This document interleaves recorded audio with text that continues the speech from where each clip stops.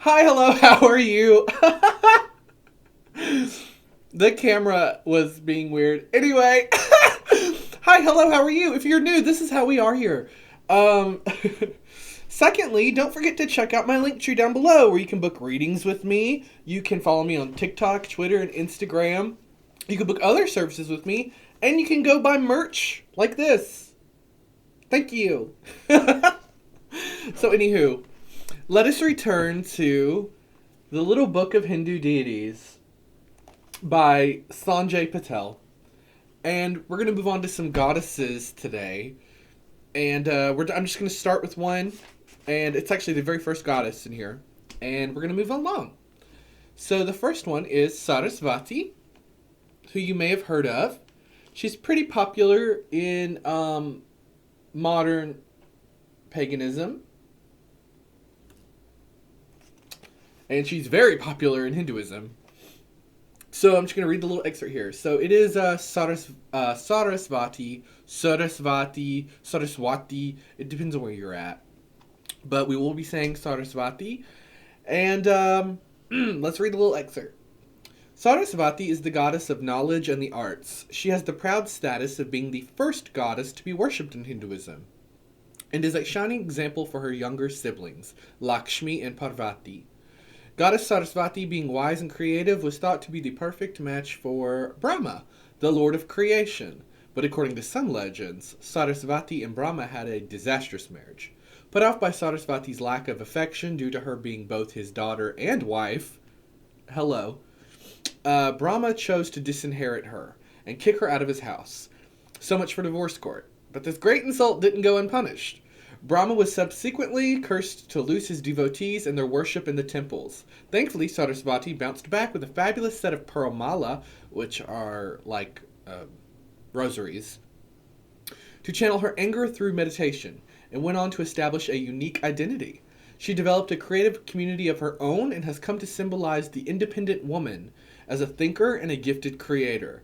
Though this goddess has no children, it is widely believed that musicians, artists, writers, and students are all part of her family and under her care.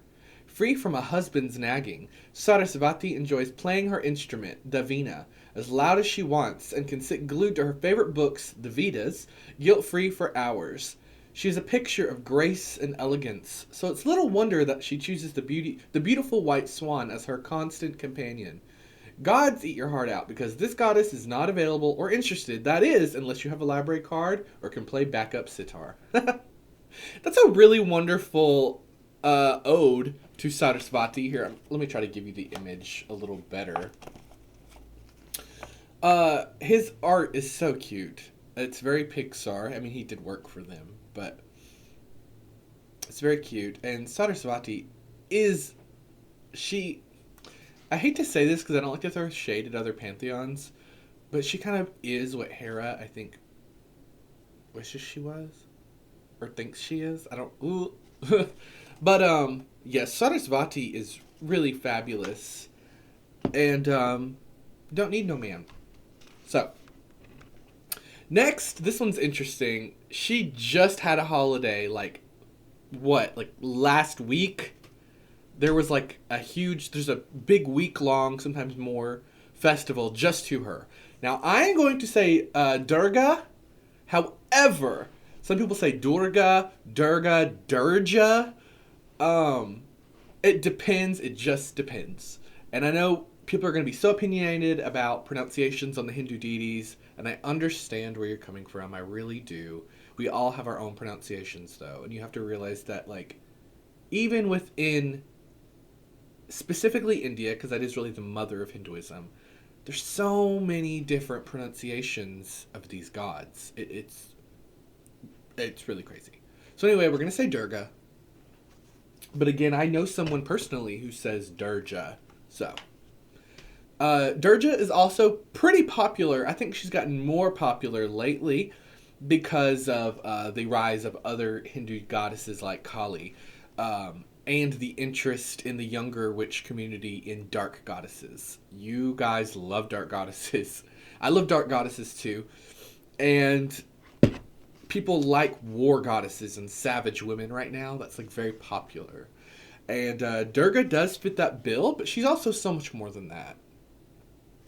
So, Durga, when the buffalo demon Mahesh, rumored to be an invincible giant, and his army of demons threatened to push the gods out of heaven, the gods called a meeting to discuss how to get rid of him.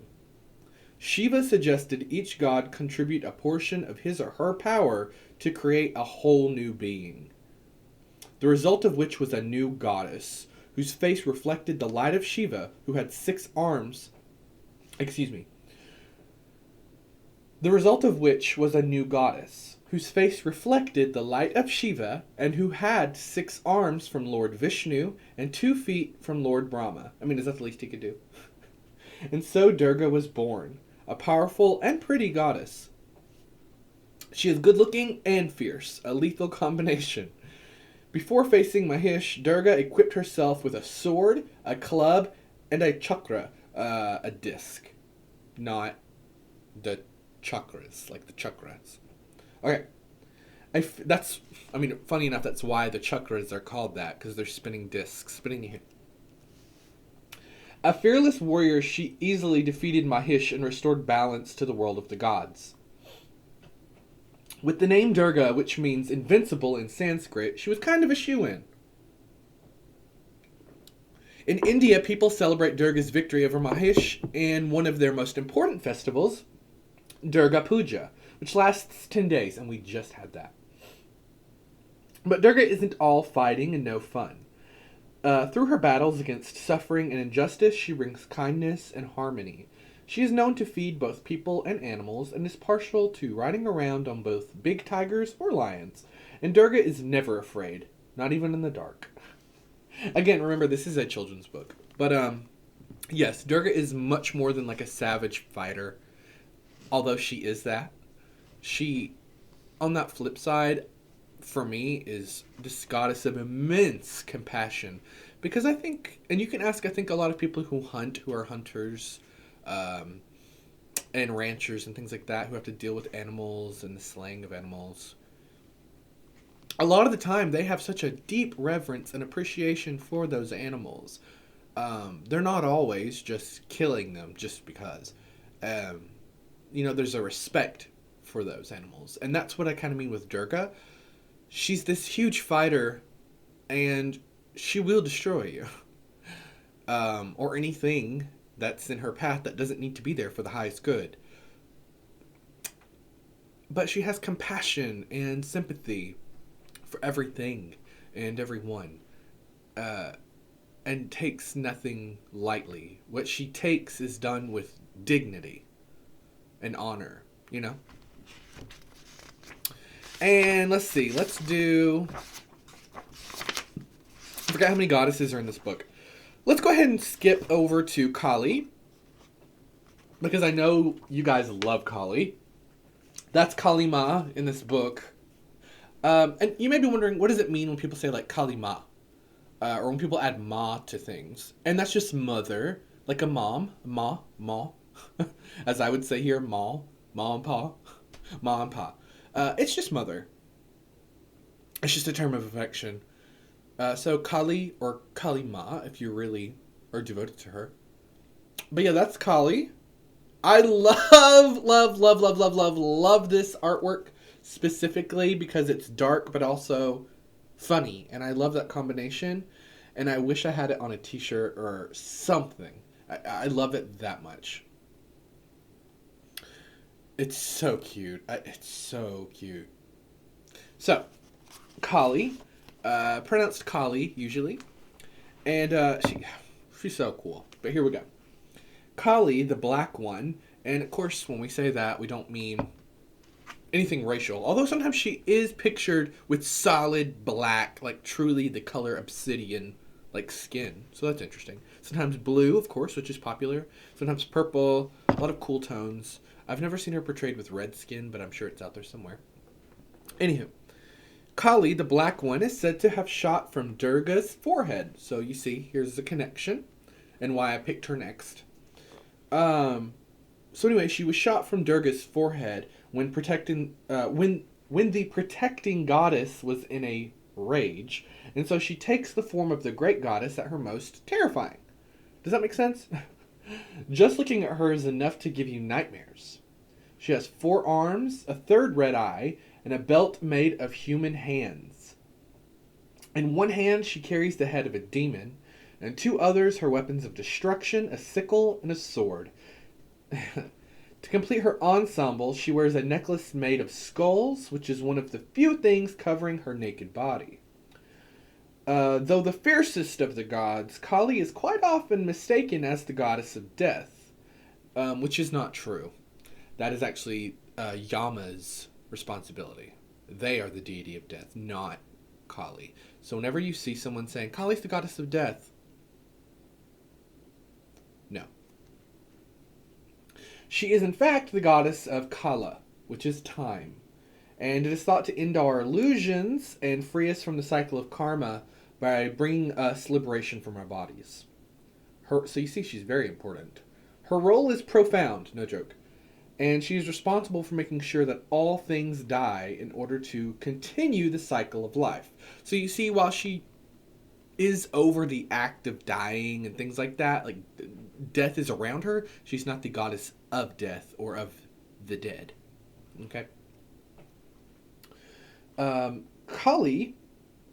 Kali's blood-dripping tongue... Sorry, I'm just thinking of images of her, and she's terrifying. Kali's blood-dripping tongue symbolizes her great victory over the demon Raktabija. Or Raktabija? Raktabija. See, I'm now mixing up pronunciations. Anywho. Over that demon, who was extra hard to kill because the blood from each wound Kali inflicted spawned a new demon. That's such a good story, too. I haven't read that in a long time. But quick-witted Kali solved the dilemma by drinking the demon's blood, so not a drop could spill. She then swallowed his whole body in one quick bite. It's crazy. It is important to note that Kali vanquished this demon in order to protect her devotees, who regard her as a loving mother goddess, not a killer. See, I just talked about that at the beginning. Kali also works part-time, making sure everyone gets... This is a joke, but I'll get into it. Kali also works part-time, making sure everyone gets the measles and the mumps, so that their bodies can be stronger when they need to fight other germs. Yes, that is true. I think much like the Morrigan, for example, and other dark goddesses, they will kind of put you through pain or trials to make you stronger. So that's really funny that he included that. So, that is Kali Ma, that is Durga, and that is Saraswati. And we'll go over more again. I do plan to go over everyone in this book. That was cute and humorous. Perhaps next we'll go over Indra and Indrani, because I really like them. So, anywho, thank you so much. I hope this piqued your interest, and go learn about Hindu gods and about Hinduism. It's amazing. And buy a t-shirt. You can pick any color you want. Thank you. Bye.